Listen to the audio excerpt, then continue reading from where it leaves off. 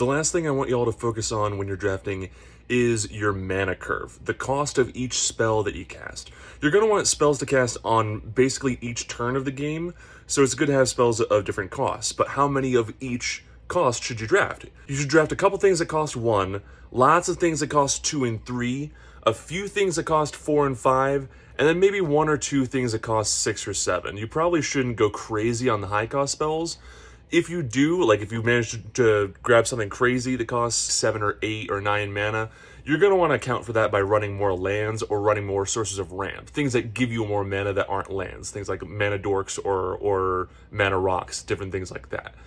But yeah, just a couple 1-drops, lots of 2 and 3 drops, a few 4 and 5 drops, and then just 1 or 2 6 or 7 drops. It's called a mana curve because, you start low and then you go really high and then it goes gradually low again. It's a curve.